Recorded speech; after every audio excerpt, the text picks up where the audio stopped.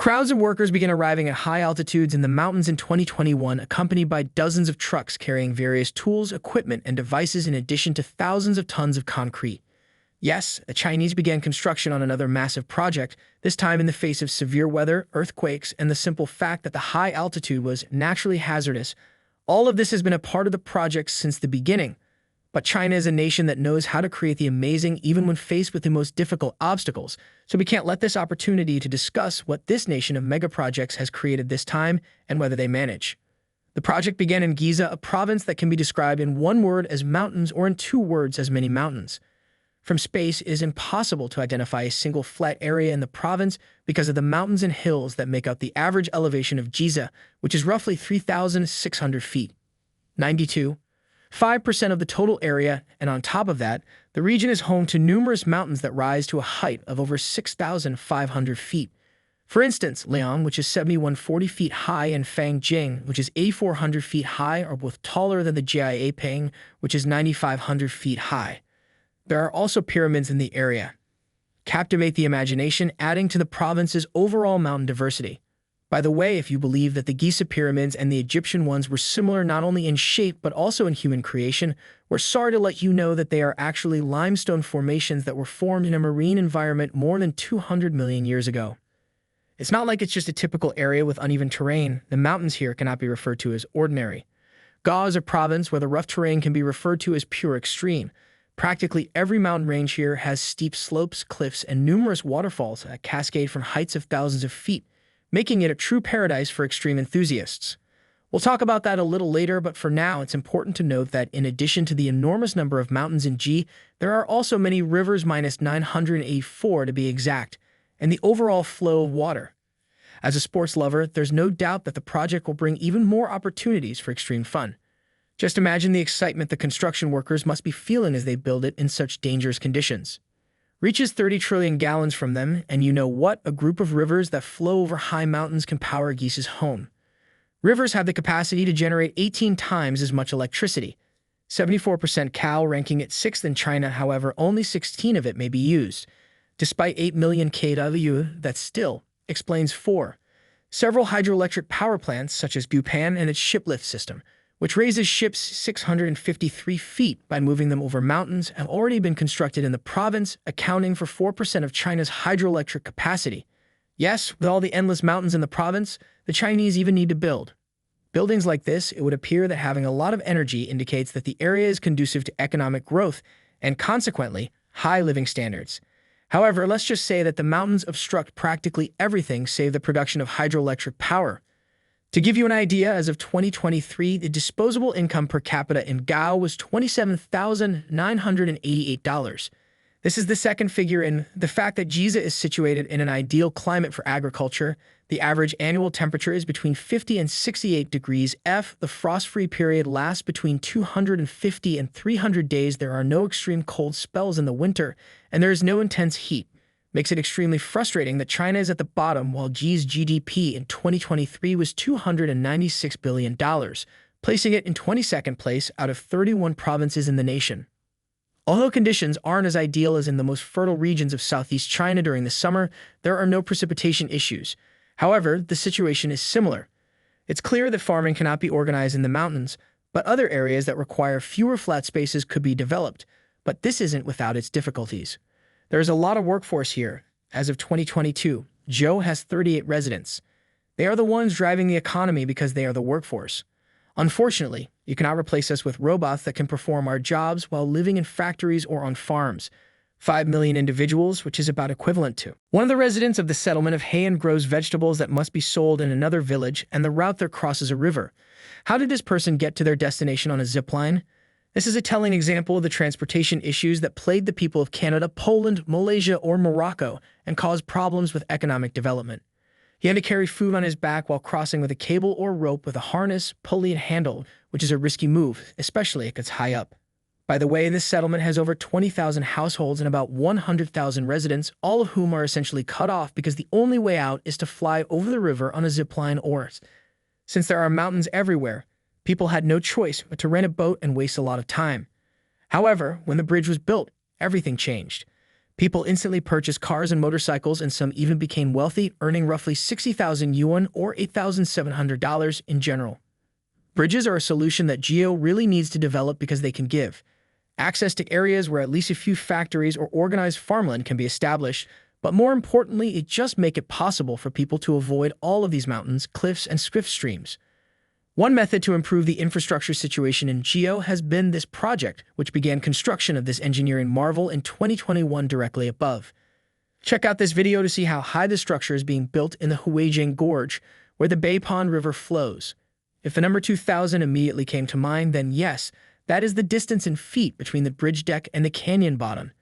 If we were to stack two Eiffel Towers on top of each other, they would only be 5 feet higher, setting a world record during the Chinese decided to use a rigid steel bridge truss with a main span of 4660 feet after realizing they needed more epic scale and grandeur. Bridge trusses are beam-like structures where the load is distributed inside.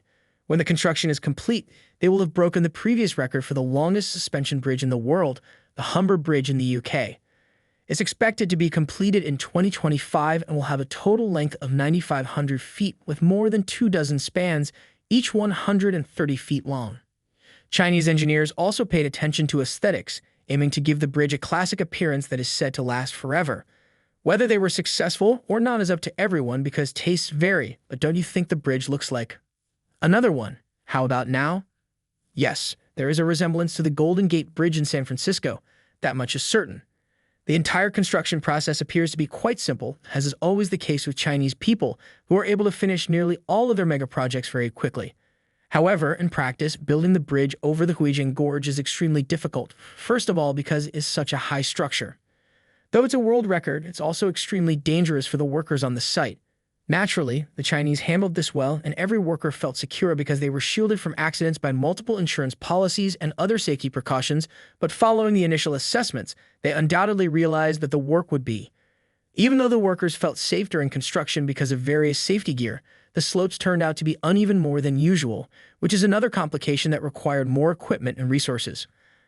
On the northern slope, they had to build a concrete tower that was 860 feet tall, which is 190 feet higher than the one on the opposite side that is 670 feet tall. Although they were likely informed that geological processes in the province continued after the formation of the entire mountain mass, they were still unable to be completely certain that everything would always be all right. According to an earthquake tracker, for instance, there are occasionally underground tremors here. Of course, this is not Japan, which frequently experiences strong earthquakes. GZ is far better. Website 8 earthquakes with magnitudes between 4 and 5 have occurred in the province in the past 365 days, between 0 and 5.2. Looking back, we can observe that a magnitude 5 earthquake devastated the province in 2012, 7 which led to 80 fatalities and more than 700 receiving.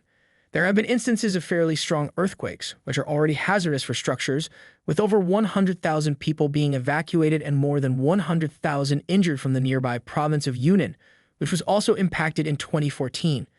Yunnan was hardest hit by another earthquake that claimed over 360 lives there, but the strong tremors were also felt in G. Under construction, particularly when it comes to a massive suspension bridge, another problem is the weather. According to the Swedish company Aliak, which supplied the equipment, the project is situated in a plateau region, expanding the temperature differential between day and night, which results in a higher chances of severe convective weather and year-round winds, but the Chinese are persevering as usual. No accidents have happened, at least not that we could find in the public domain. According to the most recent reports from January 2025, the last section of the steel truss, weighing 215 tons, has been put in place, marking the completion of 80% of the project is now complete. The final step before the bridge's scheduled construction completion in the second half of 2025 will undoubtedly occur despite all the challenges because $280 million was spent on the bridge. In actuality, the bridge over the Huijiang Gorge will bring the province a lot of. The bridge will improve economic ties between Guangnan and Chananan because goods, people, and pretty much anything will be able to move across the enormous bridge. The first and most obvious benefit is, of course, the improvement of infrastructure between the regions of Geo, which, as we've mentioned, is really suffering and slowing down economic development.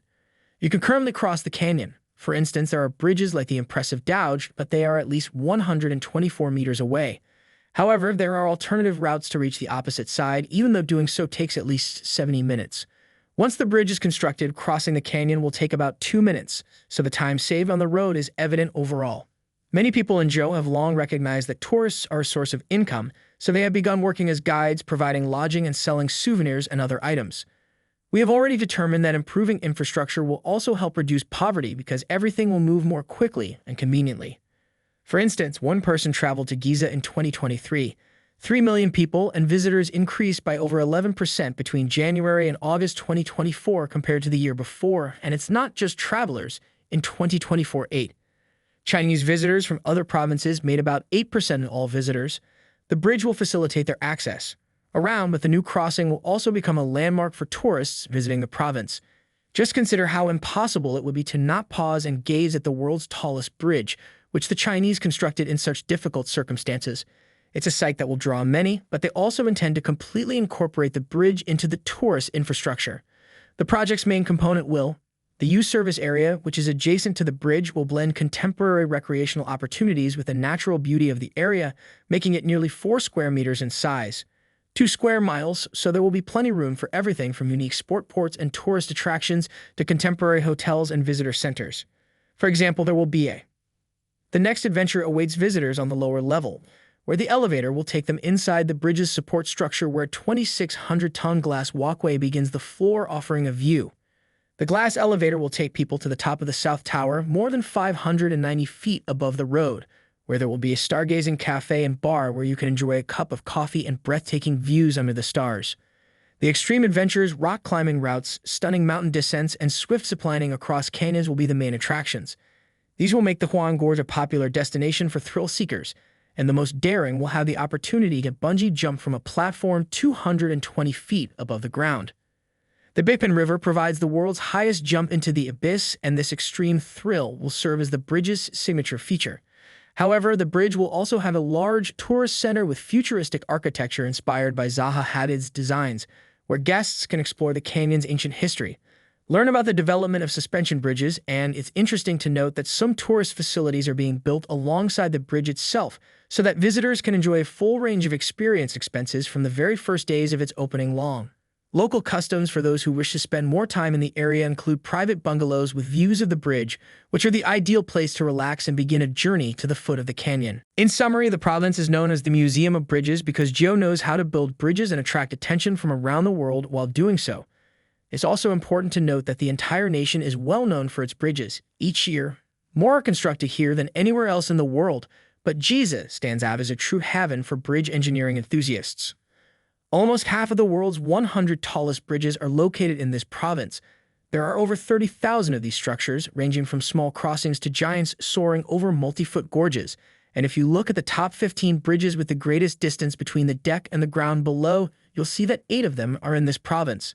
The new bridge we discussed today will soon take the top spot, but for the time being, the Dobes Bridge, which is approximately 124 miles away from the Huang Canyon Bridge Gauge, is still in first place. It is a 4-lane cable-stayed bridge with bright 8-shaped towers, and its length is an amazing 1920 feet from deck to river below Nizu. 4396 feet, not particularly impressive, but crossing the canyon is sure to make an impression. The bridge was constructed between 2011 and 2016, again in the same area, so the Chinese faced the same difficulties we already discussed today. The Pingtang Bridge, which ranks third on another list of bridges with the highest deck, connects the highway. Standing 190 feet tall and 6,890 feet long, this bridge spans the deep valley of the Sidiu River from Pingtang to Lan. It is noteworthy that the highest tower of this bridge is just 49 feet lower than the renowned French Mila Viaduct, which has a similar design and is ranked first on this list. The construction of this magnificent structure cost $1, 5 billion yuan. The world's largest arch bridge, which is approximately $215 million, has a steel tubular deck filled with concrete. Its overall length is 617 feet, and its main span is 1,654 feet high. There is an old saying that Gao is a land where there are no 3 days without rain and no 3 fields, having no 3 coins in a mountain, any person's pocket based on the regions. One can add that there are no bridges. 3 gorges devoid of a breathtaking bridge that breaks